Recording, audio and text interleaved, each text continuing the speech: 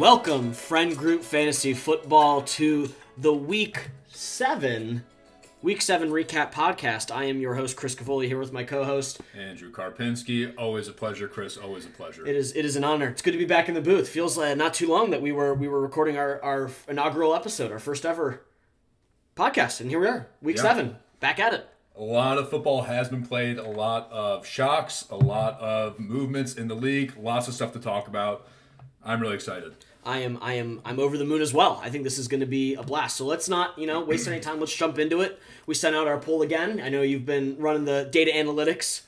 Let's just jump right into the polls. Yeah, so first things first, 10 responses.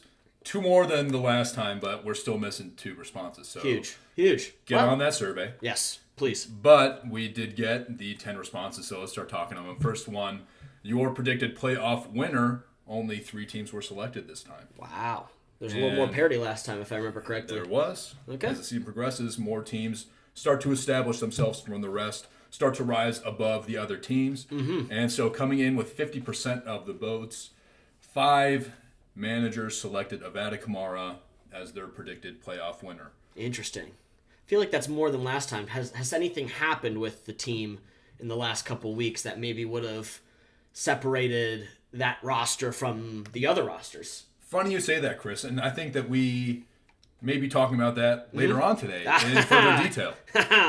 Good little foreshadowing there. I like that. Yes, I do like that a lot. Who else got some votes? All right, coming in second place with votes, coming in with 3 votes were the Navy SEALs. And not much of a surprise there. SEALs have themselves quite the roster. They do. They really do. I think, pulling it up here just to kind of double check things. I mean, right off the bat, I'm seeing 4 legitimate starting wide receivers in fantasy. Seeing Puka Nacua on the bench is wild. But it makes sense because of Cooper Kupp, Amon-Ra St. Brown, A.J. Brown. These are all dogs. And not to mention cutie man Mark Andrews at tight end. He is a darling. He is handsome. He is one handsome fella. He really is. Yeah, no, I think the Navy SEALs are they're a phenomenal roster. Certainly contenders as well going down the stretch. Absolutely. What else? What other team received votes? The only other team to receive votes as a predicted playoff winner was Turn Over the Page with 2 votes. All right. I thought it before. I still think it now. That roster's really good. Was it better maybe 2 weeks ago? Yeah.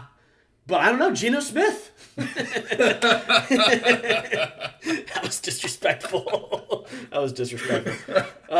Geno Smith does add a lot to this team that Trevor Lawrence already had. Yes. But some would say he adds probably, I don't know, just to pick 2 numbers out of the air, 5 points less than Trevor Lawrence this week, maybe. Yeah, maybe. I'm not. We'll see. Maybe owner-manager Paige Kelly knows something about Geno Smith that we don't. Yes. And that's why she felt it so necessary to add Geno Smith to her team. Right. But again, we'll get to that more later and discuss that more later. I still do really like her roster. I love Stephon Diggs. That dude is an absolute dog. He's going to get points week in, week out. He's on a great team with a great quarterback. Same thing. I'm a little bit shocked, honestly, about Calvin Ridley. I thought Calvin Ridley would give a little more production than he has. That is true. Especially with Trevor Lawrence, and that's a great combo for owner-manager Paige Kelly to pair up. Yes. I think, but even still, you look at the bench, you see Tony Pollard on a bye week, you see Nico Collins on a bye week. Nico Collins, he's live. He's a very respectable wide receiver, especially with Tank Dell going out, being on the IR. At least he was out for a couple weeks, I think. But those are 2 other solid starters on this roster that even if, A.J. Dillon is bumped down to a flex or if Calvin Ridley continues to not perform, there is more depth on this roster. There's one thing the Keenan Allen trade did do. It did technically offer some depth. So that is true. I honestly don't see this team as a contender. I really don't see Turn Over the Page as a contender anymore. I know they've had a very hot start. I do not agree with them as a predicted playoff winner. Well, you disagree with 2 people in the league. So that's fair. Do. Well, what's next here? Moving along to the predicted toilet bowl loser. We'll start with the person who got the fewest votes. And one person voted for the dihydrogen monoxides to come in last. Brian. we were so kind 4 weeks ago. Yeah, Brian, honestly, really had a lot of high hopes for your team. Really love what you had going on there. Until we didn't. Yeah, I would say, we didn't. It's been a tough couple of weeks for the dihydrogen monoxides. A lot of guys that we were really high on haven't really been performing the way that we had expected they would. Christian McCaffrey obviously is still on the roster. He's obviously still going to be a guy that's giving you points week in and week out. But the rest of the team just isn't panning out. No, and it leaves you wondering with guys like Brandon Ayuk, Jacoby Myers, Chris Olave, T. Higgins even, Michael Pittman also, like 5 respectable wide receivers, 5 wide receivers you'd think you can maybe offload, get a different running back other than Javonte Williams, who, by the way, very disappointing season. He was a rookie last year, I believe. Yeah, he blew out his knee last year. At the end of last year. A great start to last year, blew out his knee, had a lot of high hopes coming into this year, really hasn't done much in fantasy or for the Broncos for that matter. No, it's tough to see. So, I don't know. Well, it makes sense that someone voted for him, but there are a couple other names on this list. And again, only one person voted for Brian. So, right. 2 people voted for Death by 1,000 Punts. Ooh. Yeah, it's a tough one. Deshaun Watson. Yikes. Yeah. If you're going to be a creep and a perv, at least be good at football. That's what worked for Big Ben, and he had a Hall of Fame career. So. Yeah, and he played more often than he didn't. Yes, Deshaun doesn't seem to like to play football very much. No, that is, I think, currently one of the bigger issues facing the roster. Obviously, depth is clearly not there. I think the best point total on the bench this week was Zeke, who technically has a 2-game scoring streak, so watch out, Christian McCaffrey. There's a new bell cow running back in the NFL, and his name is Zeke. So yeah, I mean, what I will say about Death by 1,000 Punts is the running backs seem to be doing pretty well. Travis Etienne is putting together a fantastic season, especially fantasy value. Jerome Ford got taken out of the game this past week, some kind of injury. Not really sure what's going on with him, what his timeline is coming back. But that dude is an absolute dog, too, especially running behind those Cleveland Browns offensive linemen. But the rest of the team is just... It's just tough. It's tough. It's tough, especially when you start a tight end that's on the injury reserve. Yeah, that was that's a miss. That's a miss there. I will say, saving grace, and I think the reason why 1,000 Punts did not receive the most votes is their shining star, the beacon in the light. When all things seemed the darkest, he was there. Justin Tucker. Yeah. Golden 7th round pick, showing up. He was projected 8 points. He scored him 8 points. He's anything if not consistent. So, like, I don't know. You think with a guy like JT, the Tuckman, whatever you want to call him, you got hope. JT is the type of player that gets the job done. He knows his job. He gets his job done. He's not pointing fingers when things go wrong. He's looking at himself in the mirror, holding himself accountable, making sure he's scoring the points that he's supposed to score. Absolute glue guy. Truly. A consummate... He's going to be probably leading a players-only meeting here down the stretch just to get, the 1,000 Punts all on the same page. Yeah, absolutely. I think someone needs to step up as a leader on that roster, and who else but Justin Tucker? 100%. 100% agree. Who's what's the elephant in the room here, Carp? The elephant in the room with 7 votes for last place are the Fighting Carps. The Carp in the room. Yes. That's tough. 7 people. The majority of the league thinks you are going to be the big loser, the butler, at this upcoming party. How are you feeling as the manager of the team? I love it. I like I said, I love the haters. Bring them on. I love being in a place where there's only one way to go from here, and that's up, and that's in a good place to be. I love the fact that people are telling me that my team isn't going to get it done. Gives me every reason and all that power and that passion to really power through to the rest of the season. And like I said, when you start out projected to be the 12th team in the league, and ESPN still is telling you that you're projected to be the 12th team in the league, there's only one way to go, and that's up. And so I have a lot of hope for the rest of the season. I really think that we're going to make some moves, and already did so today, which again we'll get to a little bit later in the episode. And yeah, we'll go from there. Okay. I'm honestly very optimistic about the rest of the season. Well, that's great to hear. I will say 2 things about your team. One, looking at your roster, I'm not like overwhelmed by like it being bad. Like it's not overwhelmingly stinky. So that's good. It passes like a brief eye test. Second thing, there's nowhere else to go but up, but you could just keep still being 12th. Like, you don't have to go any direction at all. Yeah, we have not ruled that out as a possibility. Okay. But there's hope. There's hope. Hey. There's hope. And if you don't have hope, then what do you got, huh? Nothing. Beautiful. Well, ended on a hopeful note.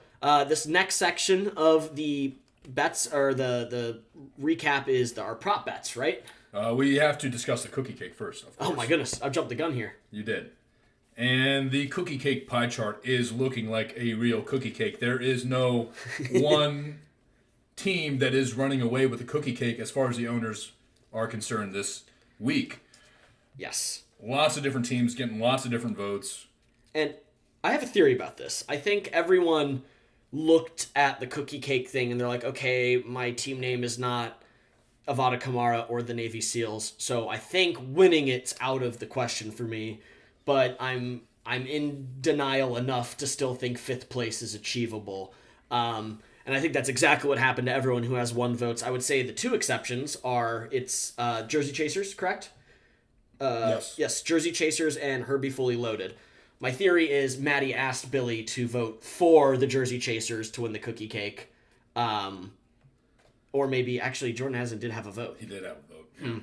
His theory's falling apart. I think, though, with Herbie Fully Loaded, I think Kelsey voted for herself, and then it was probably somebody like Dan who was just like, that team got worse this week, so I'm going to vote for them for 5th. Yeah. So, and he certainly wasn't going to vote for himself, because that's a first-place contending team. Yes, absolutely, and especially after coming off a championship win last year, he doesn't want to... I hate to say sink down to the cookie cake, because you can't really sink down to the cookie cake, but he does have championship aspirations this year, and so I think he's not going to vote for himself to win the cookie cake. Agreed. But let's just get down to the numbers. All receiving 1 vote were Jordan Addison, the Butt Farts, Hudson Blue Hawks, the Dihydrogen Monoxides, the Navy SEALs, the Chosen, and each receiving 2 votes were the Jersey Chasers and Herbie Fully Loaded. So as far as the owners are concerned, cookie cake is still a wide open battle. Love it. It's good to have some parity. A lot of parity in the league for the battle for 5th place. It's awesome. It is. All right. Next segment is sponsored by Miller Lite. Our prop bet section is brought to you by Miller Lite, because if you're going to be betting on sports, if you're going to be doing some prop bets, why not have a drink while you do it? 95 calories, same great taste as other light beers. Thank you, Miller Lite, our sponsor. Always refreshing, Miller Lite. On to our first prop. How many weeks in the regular season will the Fighting Carps score over 100 points? It's probably not going to surprise you. 70% of the league decided that the Fighting Carps would score under 100 points under 4.5 weeks out of the regular season.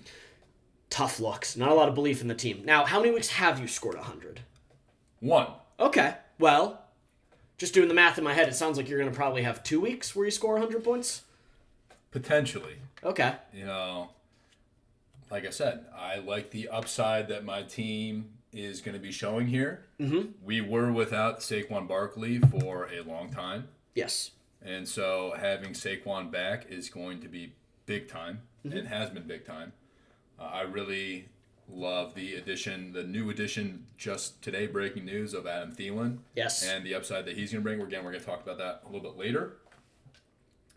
So, again, I love the haters. Yeah. Bring them on. Love having people tell me that you can't do it. Your team can't score over 100 points. That's just fuel to the fire. Yeah. So, well, hey, bring it on. As far as the way I voted for this, transparently, I think I did say you were probably going to lose the league. But you know what? You can score 100 points and still lose the league. So I can say I'm rooting for you to hit your prop while still thinking you're going to lose the whole thing. And we do have 7 weeks of regular season left. I really only need to score over 100 points 4 out of the 7 weeks. 3 weeks to spare in there. Don't love that, but definitely possible. Absolutely. Hey, you'll get them next week, right? Absolutely. I hope so. All right. Well, best of luck to you. What's this next one is? This one's juicy. Yes. This one was definitely our best line that we set. How many wins will the dihydrogen F monoxides finish the regular season with? Over, under 3.5.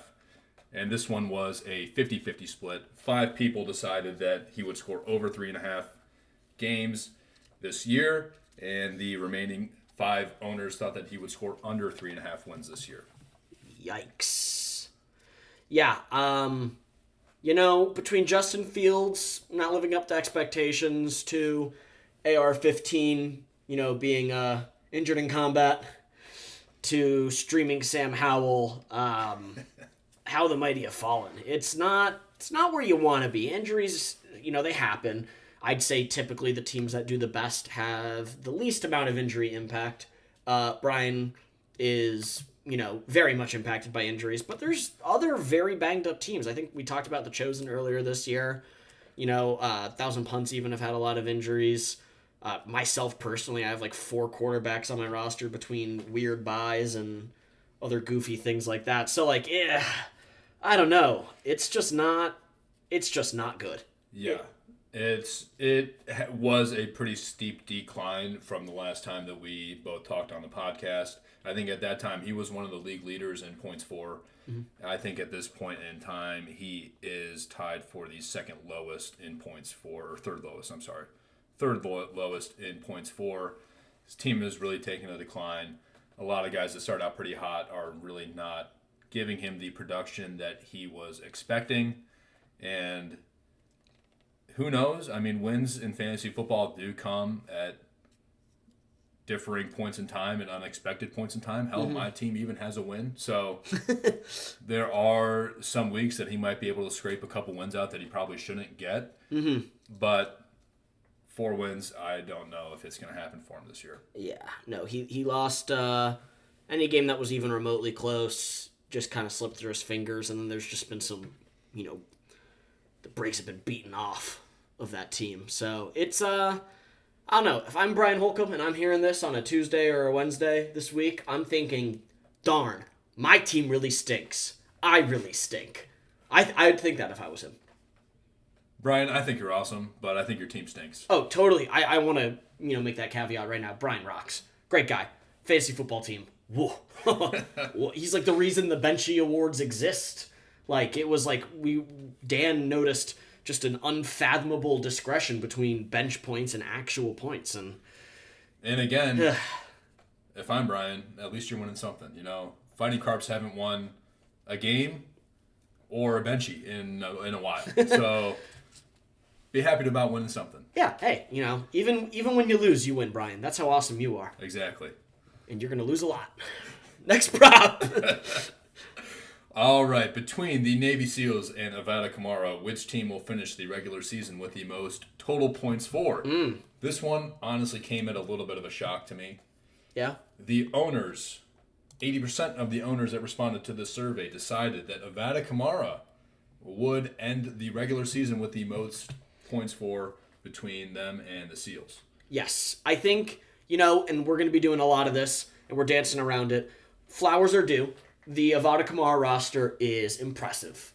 Through acquisitions, sorcery, whatever you want to call it. There is talent all over. There's talent oozing from this roster. There's Kamara, there's Raheem, Devontae and Keenan, and who's that on the IR? Jay Jettas. Like, there is, dog after dog on this roster. So points are in the forecast for this team. And also Jalen Hurts at quarterback. Don't forget him. Second in MVP voting last year. One of the favorites for MVP this year. A dude that can throw the ball, can run the ball. He's getting touchdowns. Rushing. Fantastic roster. Yeah, lots of rushing touchdowns. The tush push is unbeaten. Those extra 2 in fantasy add up. 100%. So yeah, no, I think it makes sense. The votes, the way they came in, I'm not surprised to see people think Avada Kamara, the roster managed by Joey, is in a position to score the most points. But, a very big but. Yes. Navy SEALs got themselves a squad. Yes. They do. They're looking fantastic. And I think something that many managers overlooked is that the Navy SEALs are already leading Avada Kamara in total points for. Navy SEALs come into today. This is Monday, October 23rd. They're coming in at a whopping 784 points. Avada Kamara coming in at 725 points. So there's around 60 points there that Navy SEALs are coming in ahead of Avada Kamara. Yeah. Navy SEALs have a fantastic roster. I don't think that Avada Kamara is going to be able to close that gap enough to end up with the most total points for by the end of the season. I would agree. I think it's a lot of points to overcome, and certainly there are names on Joey's roster, but there's just a consistency that is hard to beat on Dan's. And I know we're giving them a lot of credit, but credit is due. And if we're literally having a poll where we're debating between who's going to score the more points, we literally left off the second most scoring point team and the third most scoring point team. Apologies to you, Maddie. Your team is very good. Do not mean to discredit you. It's just it feels like these two teams are kind of in a league of their own right now. It feels like it's kind of a two-man race for the trophy. It absolutely is. And you touched on this a little bit earlier. The wide receiver room that the Navy SEALs have been able to build between Amon-Ra St. Brown, Cooper Kupp, A.J. Brown, and Puka Nacua, unmatched. Those are some absolute stallions at wide receiver. Those are guys, I mean, A.J. Brown this season I think he's had now his fourth week in a row with 125 receiving yards. I'm sorry.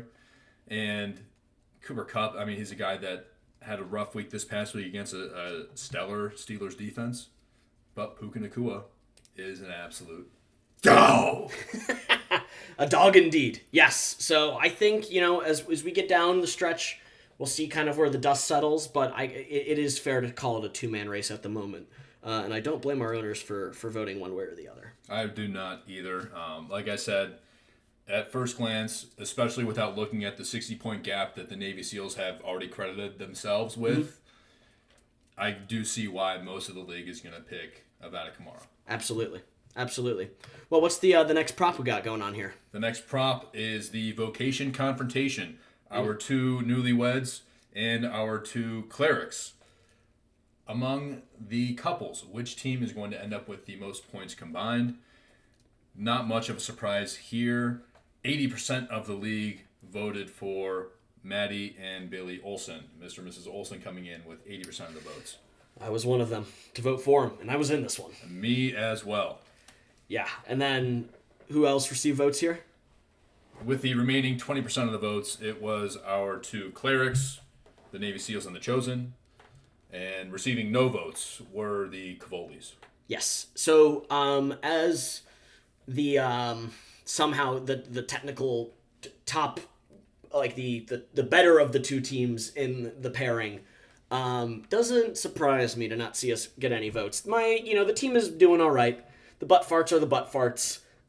We have a brand of just pretty middle of the pack. Anytime we've come close to overachieving, there's been insurmountable points against that have kind of curved us. But I think it really is just kind of a breakdown between like Dan's team's really good, Maddie's team's really good, and then Billy's team is just clearly better than Reagan's and David's. To put it briefly, I think we put Billy kind of on the not list last time. We were at least low on Derrick Henry, some of the older running backs, but they've really reared into shape, and Isaiah Pacheco has really emerged as like an actual competent RB1 in Kansas City, which is huge. So has Josh Jacobs also. We forget about Josh Jacobs. Had a really rough start to the beginning of the season. Has put in some pretty good weeks.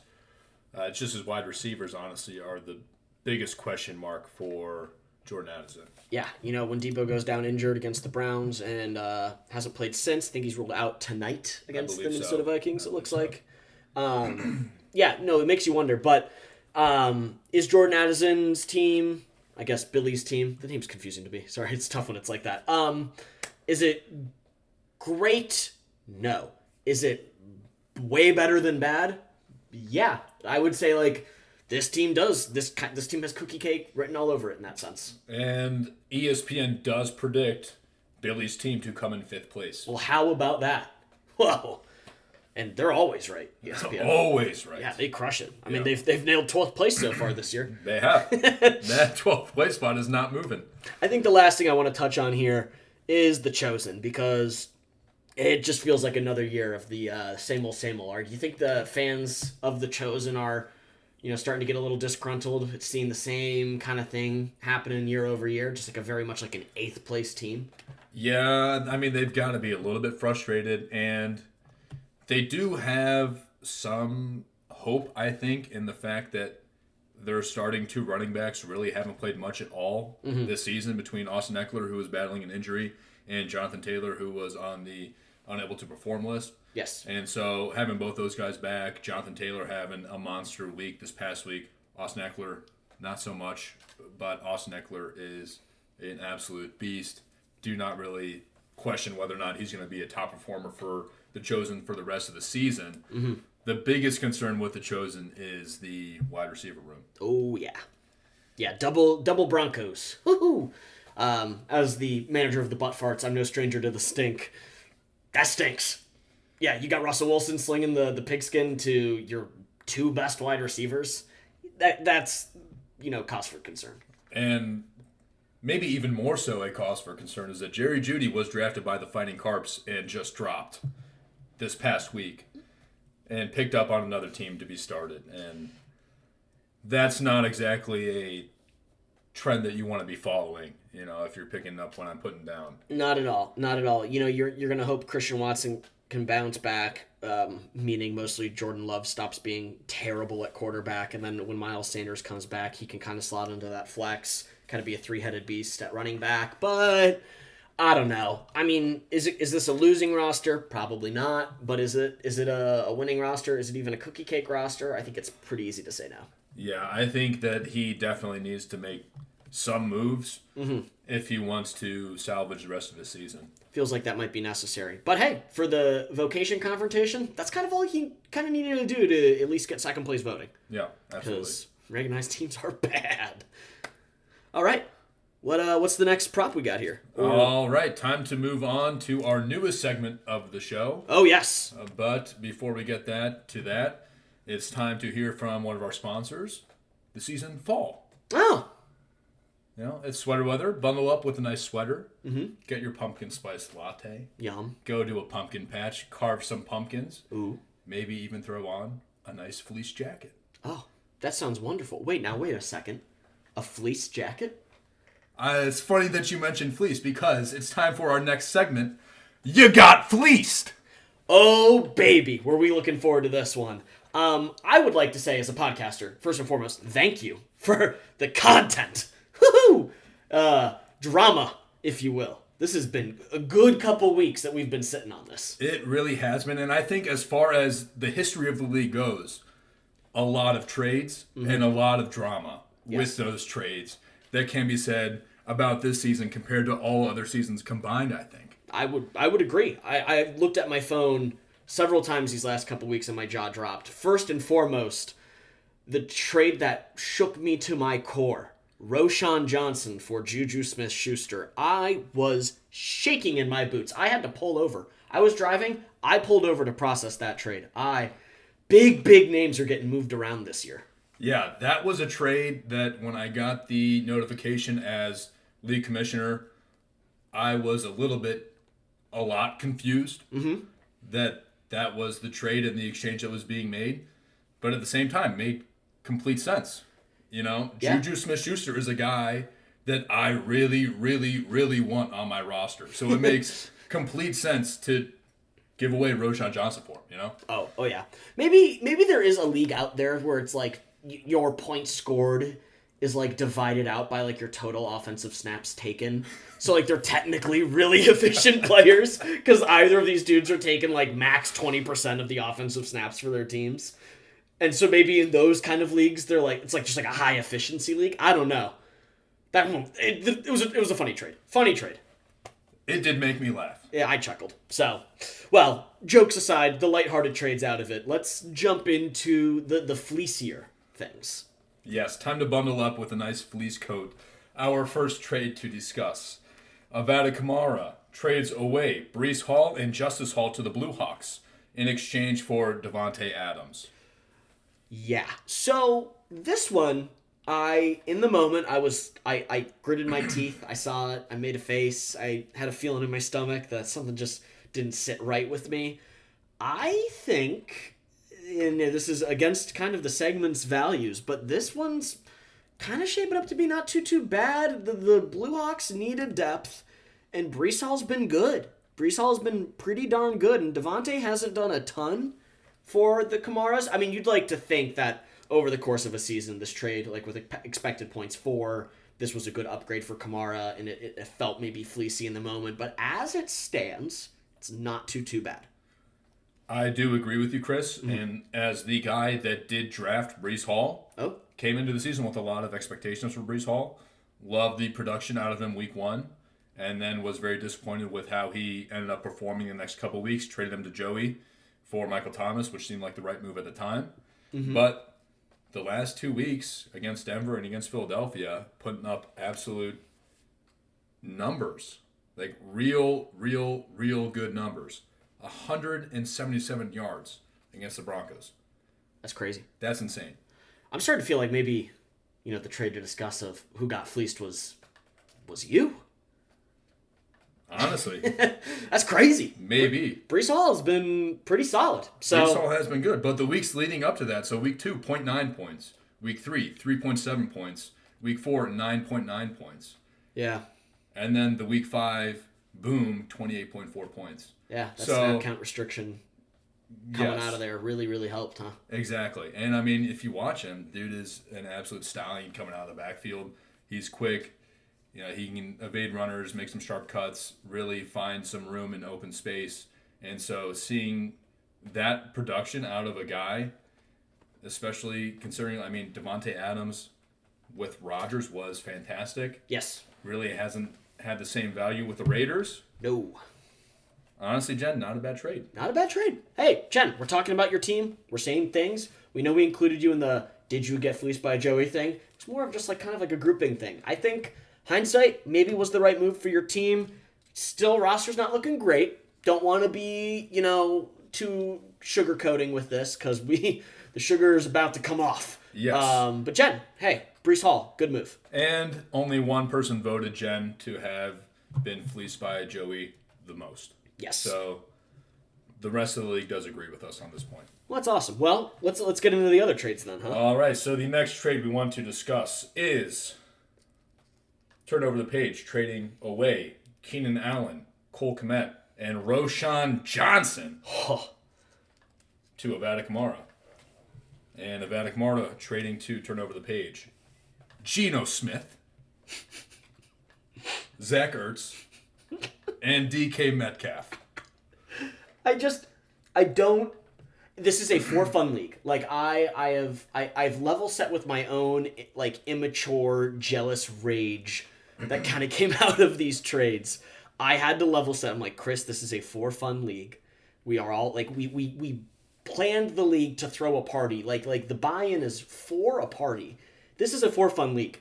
But I could not wrap my head around this trade for the life of me. To give someone Keenan Allen and Roschon Johnson in the same deal? Yeah. Seems like you need to give up an awful lot more than Geno Smith, Zach Ertz, and DK Metcalf to me. And it's one of those things where it was it's funny now with Roschon and everything else that's with the amount of times this guy's been traded to say all those things. Paige did not have to give up more than Keenan Allen. The Keenan Allen for the 3 guys is kind of strange in a vacuum anyways, but the fact that she still even moved other remotely rosterable other guys is also strange because now she's probably just going to the waivers and adding I don't know, best case was what was his name, Joshua Downs on the Colts. He was a streamer. He had a good week this week, yes, and he's probably trending up. I think Joey has. Joey has him? He picked him up on waivers a couple weeks ago, I think. I'll be, so it's just you lost more depth than you even needed to give up on top of trading away Keenan Allen. I don't know, that's not even the big part about it, but it's just something that has been racking my brain even just now. But she did pick up Geno Smith. Huge. A big piece of that trade that will be overlooked, I believe, in the future. Yes. But could also entirely not be overlooked in the future. Okay. Because he is the definition of a replacement level quarterback. In fantasy, absolutely. Geno Smith, as an Italian myself, I'm rooting for him. But it's hard to look at the roster and be like, oh, she must have really needed a quarterback. And you see Trevor Lawrence sitting there and you're like, that's not a bad quarterback at all. I would say him and Geno are kind of the same thing even. With Trevor Lawrence having probably the higher ceiling. I agree with you wholeheartedly there. I think that they're just about the same. If not, I might rather have Trevor Lawrence start over Geno Smith every week. Yeah, Trevor Lawrence doesn't have to play against the 49ers twice a year. Yeah. It's brutal. So, I will say we did reach out to the manager of Turn Over the Page for a comment, and this is what she did have to say. Though the trade made on behalf of our team last Wednesday at approximately 5:10 p.m. was not coerced or directly swindled in any way, I had not had the opportunity to deliberate such decisions fully, as the aforementioned trade was requested via app and text during work hours. Since last Wednesday, I have had the opportunity to fully assess the impact of the trade made and have since wholeheartedly regretted the original decision. The GM, Joey Randazzo, is not at fault for my poor decision-making, though he was smart in requesting the trade when he did, as I was at work and did not have time to realize the impact of the decision I was about to make. I'd like to take this opportunity to note that my boy Keenan scored a record low for Joey, and if he has mercy, maybe he would consider a trade back, as his QB and wide receiver were absolute trash this past week. Tears were shed, mistakes were made, but I take responsibility for the pure stupidity of this trade. Thank you for your time, and Joey, please let Keenan come home. Hashtag Keenan come home. What a statement from beautiful. owner-manager of Turn Over the Page. For a rookie manager, owner-manager, a lot of maturity in that statement. A lot of, you wouldn't get that out of me. If this trade happened to me, I would be not this composed. I tip of the cap to owner-manager Page. For what she lacks in fantasy prowess, she gains in maturity and respect for the love of the game and for other managers. And at the end of the day, that's what this is all about. But I will say, the idea, rookie manager, you're coming into the league, you're making a splash, your auto-drafted roster kicks butt. You got to ride that wave. I respect you looking to make a deal. It was a gamey thought. Sure, you're on the segment, you got fleeced now, but honestly, I don't want to discourage this kind of effort and energy being brought forward. I think it's the league's fun when there's these kind of trades flying around. It absolutely is. But looking at the names and numbers involved, we did have to put this segment together. Yeah. Hashtag Keenan come home. Bring him home. Bring him home. Bring him home to Turn Over the Page. I do love that movement. Yeah. Bring him home. Why not? Bring him home. Why not? Why not? Let's see a deal happen.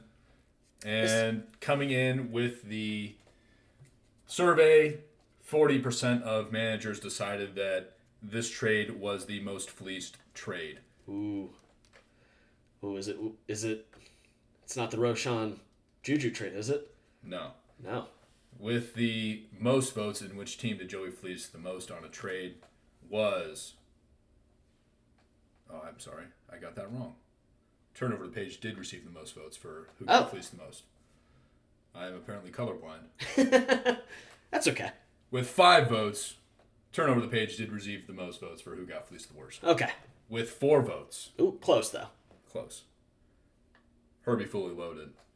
And let's take a look at that trade. Yeah. So this one was a little in the moment. I think it felt less bad. It's still tricky. It's still not good. It's not great. No. I mean, Herbie fully loaded, trading away Raheem Mostert, an absolute stallion out of the backfield on the most explosive offense in the NFL. Yes.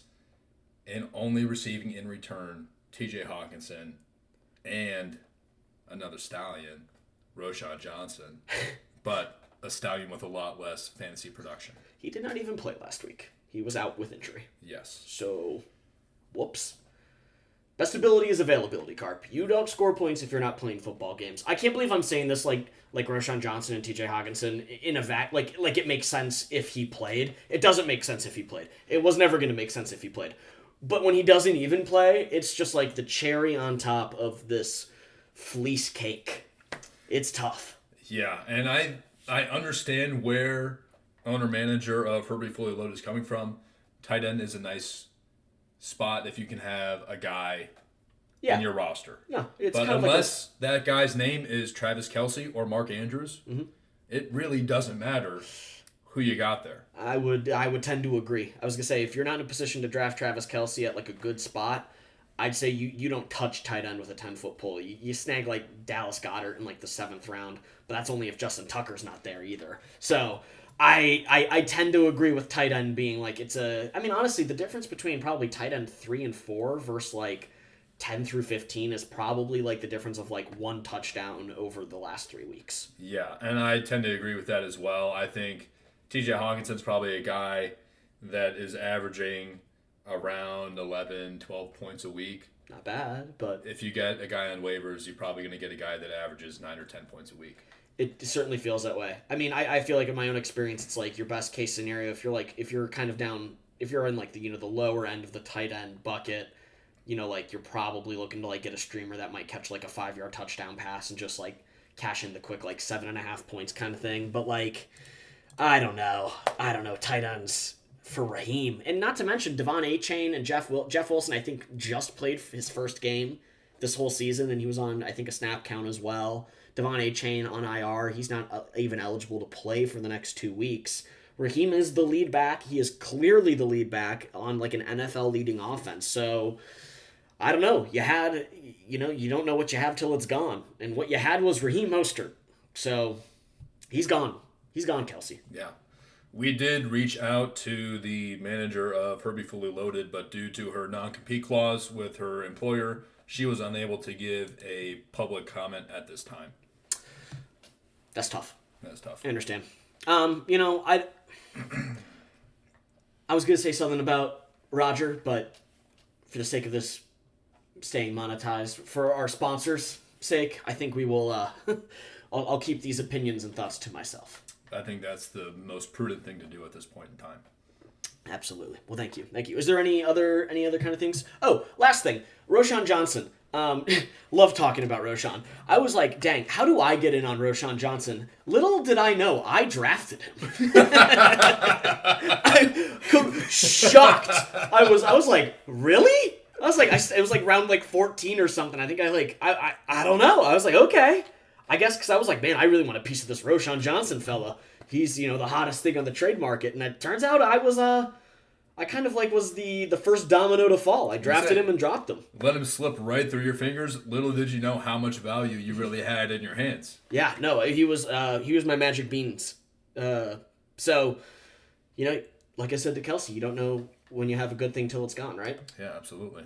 So I guess as we kind of wrap up the You Got Fleeced segment, just for all your other friends out there, if you're in other leagues, just remember, like, if you see something, say something. Like, don't be afraid to speak up. You never know who's going through a really tough time. Yeah, don't be ashamed to be a victim, but at the same time, do something to let yourself not be a victim. Yes, no. And Joey, we've been dancing around it. We've been, I think, giving kudos where we can, but while Paige, admitted to her own fault, and that kind of throws out things in like a criminal court, in a civil suit, Joey might have to become a registered fleece offender.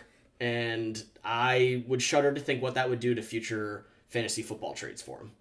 Yes, and I think I made my comments clear in the group chat, but if you get a trade request, ask someone. Yeah. Say, hey, I just got this trade request in fantasy football. I don't know if it's a good deal or not. Mm-hmm. I think it's good. I think I might take it. But what do you think? Before you just hit that accept button. Because once you hit that accept button, there's no going back. It's the same size as the deny trade button, is the accept trade button. So even a slip of the finger would have to be, that'd be tough. Yeah. Anyways, props to Joey. You made out like a bandit. Yeah. Your team looks beastly. So absolutely fantastic job by Joey. Did turn his team around. Kudos. All right. This leads us to our last segment. It's back. Everyone got a lot of good feedback on this segment. But it is Who's Hot, Who's Not. This time around, it is presented by Camp Celebrate pre-2017. So thank you, Camp. Back then, if you were around then, you went to camp. That rocks. But they're very grateful for them retroactively sponsoring the segment now. Yeah. Huge support from all of our sponsors. Thank you so much. Yes. Can't celebrate 2017 and prior. Absolutely. So, all right, Perp, who's hot this week? Who's hot this week and in fantasy football the past several weeks is my boy, Adam Thielen. And I say my boy because that's right. I just made a trade for him, and he will be the newest member of the Fighting Carbs as soon as tomorrow morning. Yeah, I when you were telling me about this, I was, maybe skeptical, but I respect a man who puts his money where his mouth is. You thought Adam Thielen, you said, I'm feeling this, and he's hot. And I said, are you sure about that? And you said, yes, watch me double down and trade for him.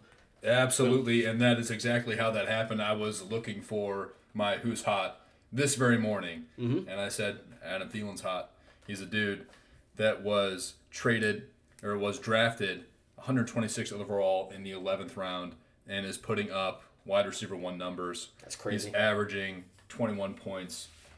Absolutely insane. 33 years young and still putting up those numbers, and he's on the worst team in the NFL. Wow. He is hot. I am so happy he's on my team now. I understand that there is some risk and some doubts about whether or not he's going to be able to maintain this, but when you're as low as I am, you need everything that you can get, and you're going to take every chance that you can, and so we're shooting for him. We're really excited about him. Yeah, no, I would say also just from the production studios here at Frank Group Fantasy Football, he's a great name to have in the mix. A lot of Thielen puns to be made. I'm hooked on a Thielen. I'm high on believing.